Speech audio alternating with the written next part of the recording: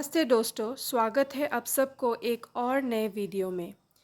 पौधे हमें सिर्फ ऑक्सीजन नहीं देता है, वो एक पॉजिटिव एनर्जी का सोर्स भी होता है। लेकिन अगर ऐसे प्यारे पौधों पर कीड़े लग जाए या फंगल इन्फेक्शन हो जाए तो मार्केट में मिलते हैं केमिकल स्प्रे, लेकिन उनका साइड इफ़ेक्ट कभी पौधों पर, कभी मिट्टी पर और कभी हमारे हेल्थ पर भी पड़ सकता है। इसलिए आज मैं आपके लिए लेके आई हूँ एक बिल्कुल नेचुरल, सेफ और आसान होम रेमेडी, नीम का लिक्विड स्प्रे। नीम यानी प्रकृति का डॉक्टर। इसमें होती है एंटीबैक्टीरियल, एंटी फंगल और इंसेक्ट रिपेलेंट प्रॉपर्टी। और सबसे अच्छी बात, ये हम घर पर आसानी से बना सकते हैं। ऑयल हमें मार्केट में आसानी से मिल जाते हैं, लेकिन मार्केट में मिलने वाले नीम ऑयल का एक फ़ायदा तो है, लेकिन कुछ ड्रॉबैक भी होता है।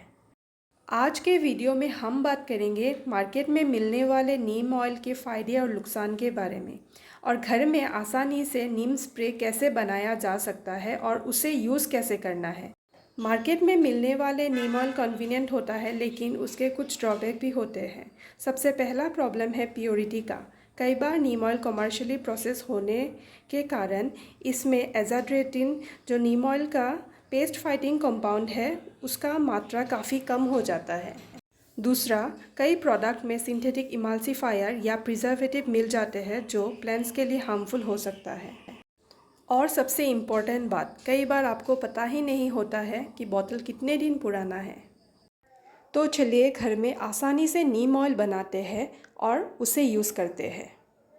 नीम स्प्रे प्लांट के लिए एक नेचुरल कवच है, एक सुरक्षा चक्र है जो उन्हें संभालता है। इसका सबसे पहला फ़ायदा, ये स्प्रे हर तरह की कीड़े मकोड़ों को दूर रखता है। दूसरा फ़ायदा, नीम स्प्रे का एंटी फंगल इफेक्ट, जैसे लीफ स्पॉट जो अक्सर प्लांट को ख़राब कर देता है, उन्हें नीम स्प्रे रोक सकता है और प्लांट को फिर से हरा भरा बना देता है। तीसरा और बहुत ज़रूरी फ़ायदा, ये स्प्रे सॉइल को साफ रखता है। केमिकल पेस्टिसाइड मिट्टी की क्वालिटी को ख़राब कर देता है, पर नीम स्प्रे बैक्टीरियल माइक्रोब को प्रोटेक्ट करता है। चलिए घर में आसानी से नीम लिक्विड स्प्रे बनाते हैं। तो चलिए दोस्तों, ताज़ा नीम के पत्तों से शुरू करते हैं। सबसे पहले ताज़ा नीम के पत्ते लें, जितने ज़्यादा हरे और हेल्दी है उतना बेहतर। इस पत्तों में नेचुरल इंसेक्टिसाइड और एंटी फंगल प्रॉपर्टीज़ होता है पेस्ट कंट्रोल के लिए। इस मेथड का सबसे बड़ा फ़ायदा है कि ये प्योरली नेचुरल होता है और ऑर्गेनिक फार्मिंग के लिए बढ़िया है।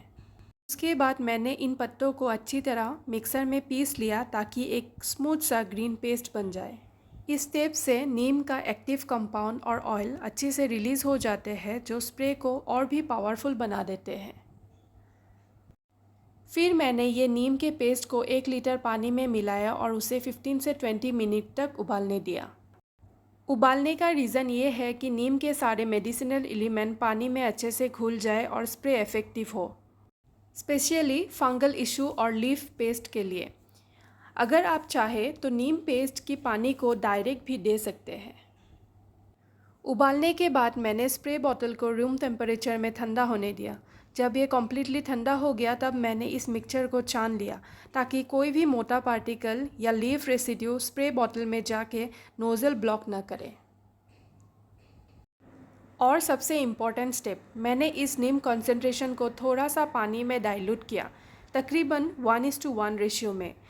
डाइल्यूशन इसलिए ज़रूरी है ताकि स्प्रे जेंटल रहे और सेंसिटिव प्लांट्स पर बिना किसी प्रॉब्लम के यूज़ हो सके।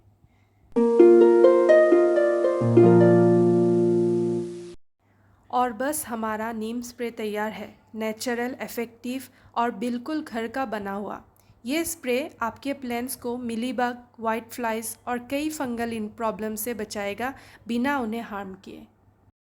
नीम का स्प्रे लगाना सिर्फ एक स्टेप नहीं होता है, ये एक पूरी प्रोसेस है जिसमें थोड़ा सा ध्यान और प्यार दोनों चाहिए होता है। जब भी मैं स्प्रे लगाती हूँ, मैं हमेशा सुबह जल्दी या शाम को धूप ढलने के बाद के समय चुनती हूँ, क्योंकि उस वक्त धूप डायरेक्ट नहीं होता है और पत्ते बर्न होने के भी चांसेस बहुत कम हो जाते हैं। स्प्रे बोतल को यूज़ करने से पहले बोतल को अच्छे से हिला लें ताकि नीम और पानी अच्छे से मिक्स हो जाए।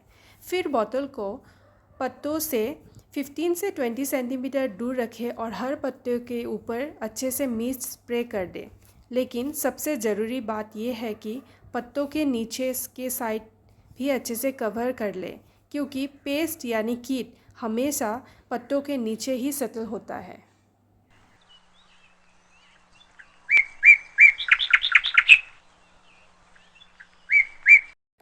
अब जो नीम का पत्तों का बचा हुआ रेसिड्यू है, जिसे हमने पीसने के बाद छान कर अलग किया था, उसे मैं बिल्कुल नहीं फेंकूंगी, क्योंकि ये भी पौधों के लिए एक नेचुरल टॉनिक जैसा काम करता है।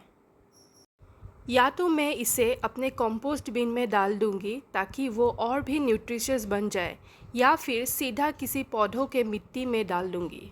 बस हल्का सा उस रेसिड्यू को प्लांट के आसपास डालकर ऊपर से थोड़ी सी मिट्टी से कवर कर दो।